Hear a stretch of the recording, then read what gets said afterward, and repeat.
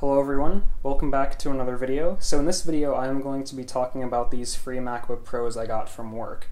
So I got three of them, you can see here in the frame. One is a 2011 15-inch, one is a 2011 13-inch, and one is a 2012 13-inch.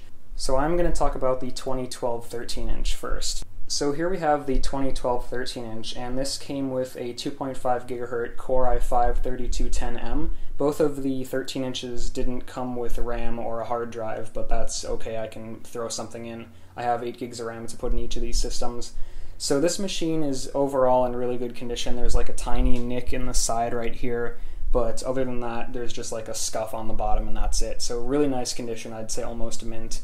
The keyboard on it is kind of worn down on a few keys, but that's okay, I can get replacements for those. As for plans with this machine, this is going to replace my MacBook Air, and this actually came just at the right time because shortly after I filmed the MacBook Air update video, I started running into a ton of issues with the Wi-Fi because we were fiddling with it at work, and it actually just made the whole Wi-Fi system just completely not work at all on that computer. Barely works whatsoever.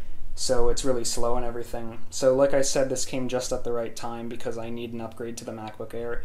Like I said, I have 8 gigs of RAM to throw in each of these, and I believe these take up to 16, so that's a nice upgrade from the 4 the MacBook Air has. This also has USB 3 and a gigabit Ethernet jack, and it also supports, I believe, 1014. I'm not sure about 1015 because, of course, that hasn't even been announced yet, but whatever. So yeah, a nice upgrade to the MacBook Air. I certainly look forward to getting this machine up and running.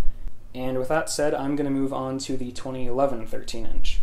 So this MacBook Pro has a Core i7-2620M, and I believe that runs at 2.7 GHz, and it's actually just about 2% or 3% faster than the Core i5 in the other MacBook. So this machine isn't really in the best condition. There's a lot of scuffs, and the camera doesn't really pick it up, but it's pretty, messed up, and there's missing case feet on the bottom, and one of the keys is actually missing there. You can see I took that key off because it was completely worn through and I was going to replace it. I just haven't gotten around to doing that yet.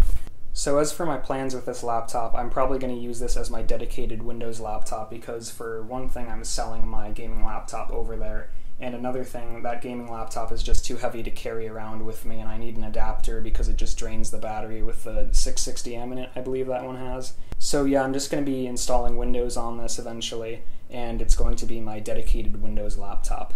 So the reason I'm using this one with the faster processor for kind of a secondary system is because the 2012, like I said, has USB 3.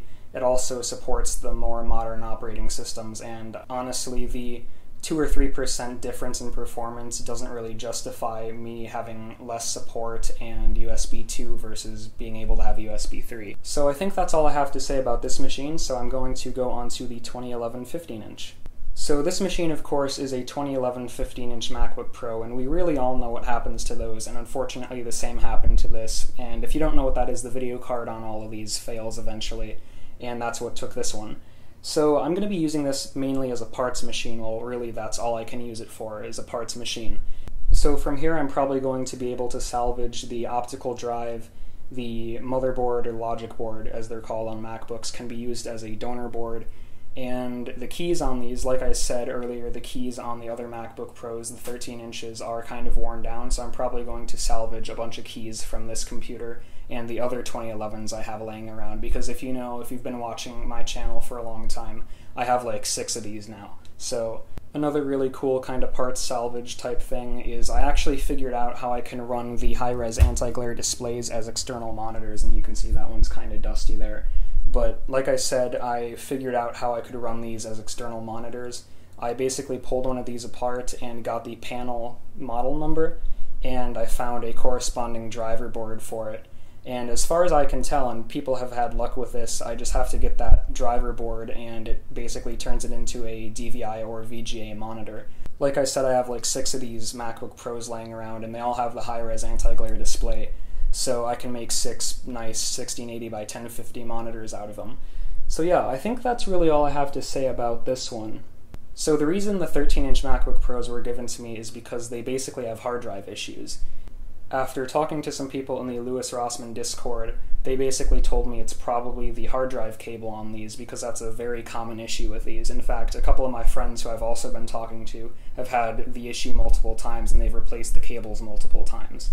There's also something that kind of sways me away from it being a hard drive cable issue, and that's when we removed the hard drive cables and booted off of the optical drive slot with the OWC data doubler, we got a ton of weird issues, and I believe on the 2011 it was, basically what would happen is we would boot into network recovery or whatever it's called, and we'd get that spinning globe, but the globe every 2 seconds or so would freeze for about half a second, and when I tried to move the mouse, the cursor would also freeze. So hopefully it's just an issue with the SATA cable and not a controller on the logic board, because I don't want to have to pay for these to be fixed that way, and that's like way out of my budget, and I would just continue using the MacBook Air at that point. So further upgrade plans I have for the 13 inches, like I said, I'm going to get new hard drive cables for both of them, and I've actually been booting the 2012 off of USB 3 here. You can see I have a hard drive double-sided taped to the back of it, and it's actually really fast even booting off of USB. Granted, it is USB 3, but it's still booting externally. So as for hard drive upgrades, I'm going to be getting a 120 gig SSD for each of them, and I can get those for around $35 on eBay from Crucial or Kingston, I believe it is. So they're pretty nice drives for very cheap, and it's a good performance to price ratio on those, I guess. I think 120 gigs is going to be perfectly fine for both of these machines. And then, like I said earlier, I'm going to be taking the keys off of the 2011s and swapping them onto these ones so I can get the keyboards in nice shape. And then I'm also going to be replacing thermal compound and cleaning them, kind of the generic stuff. And I'm going to make videos about each of these. Each one's going to get a separate video. And yeah, I think that's really all I have to say about these. So I guess thanks for watching. I hope you enjoyed, and I will see you in the next video.